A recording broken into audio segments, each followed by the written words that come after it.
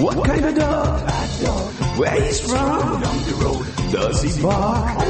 We're back, and you're listening to All Paws Pet Talk. I'm your host, Cheryl Mathis of LeashesandLovers.com. And if you want to read what Cesar Millan and Rachel Ray deal with in their human relationships because of their dogs, you can read it in my best-selling book, Leashes and Lovers. Find it on Amazon.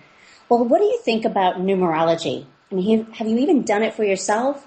Well, there is a lady who specializes in numerology and astrology for your pet, and she's here to teach you how. Gina Rossetti is an electrical engineer and author of Numerology for Pets, which is about increasing the harmony between humans and their pets. Hi, Gianna.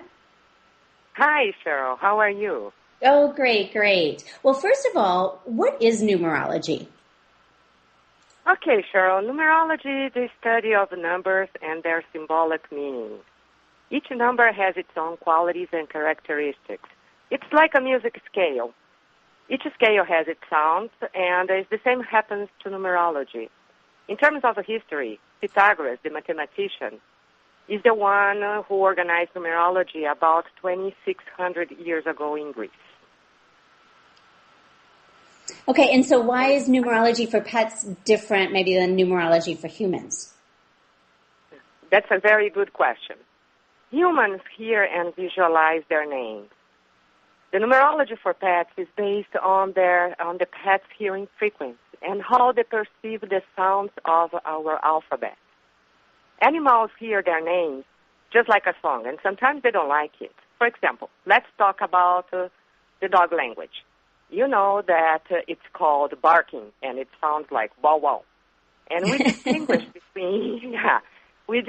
between different bow wows, being whoa, whoa, the warning, or whoa, whoa, whoa, whoa, whoa, happiness, or wow, the angry barking. You're very good at that. I love dogs. In other words, we understand the sound of their languages, and they understand the sound of ours, but they don't understand our language per se. And humans can hear sounds between 20 and 20,000 hertz. And dog can hear the sounds between 67 to 60,000 hertz, depending on the breed. And they tend to hear their vowels in their names more clearly than they do the consonants. So basically the difference is like humans can visualize and can understand the language. And dogs, for animals, we just deal with the acoustic level of numerology.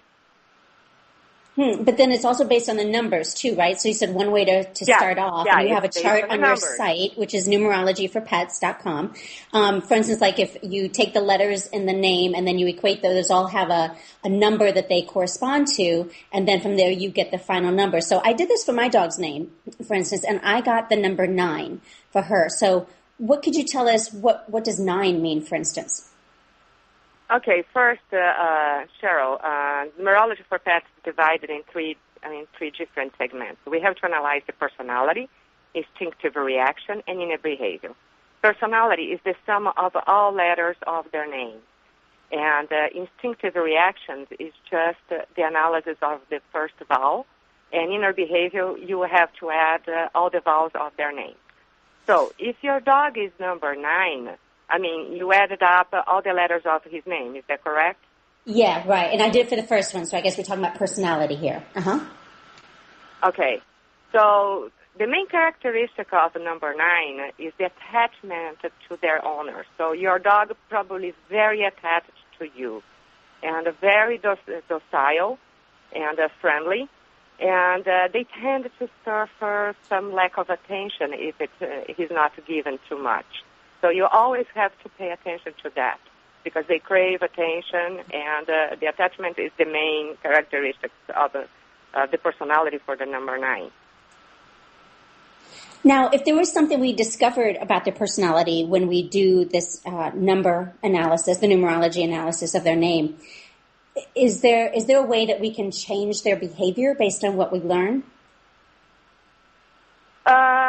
Yes, we can do that. And pretty much, for example, I have a little story to tell. My own cat. Okay. It's something that I tried it with him. I adopted this cat about 2 years ago, and I named him Micio Miau, which is kitty kitty in Italian. All right, so I always called him like, Micho, come here. Micho, let's eat. Micho. And he started like growing up, and he started having kind of a weird behavior, being like avoiding me every time I called him, being very kind of a little bit arrogant.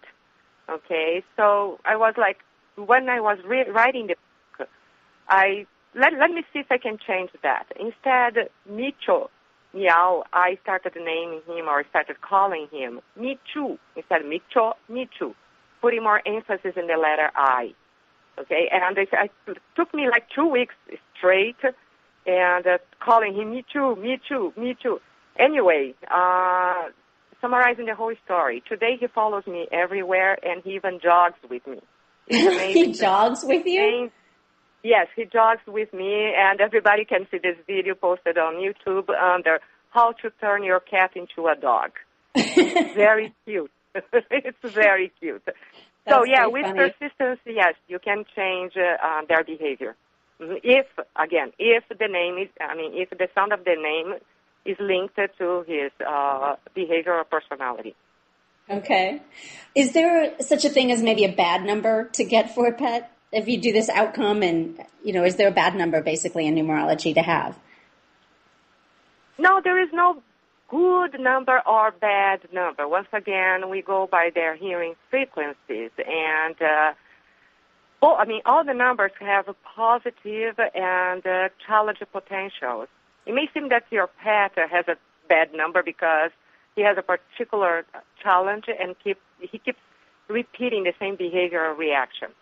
And it's maybe because he's understanding something else. Another example, if you have a pit bull and you name your pit bull Ruff, R-U-F-F, so every time you call him, Ruff, come here, or Ruff, Ruff, he will feel like you're growling at him.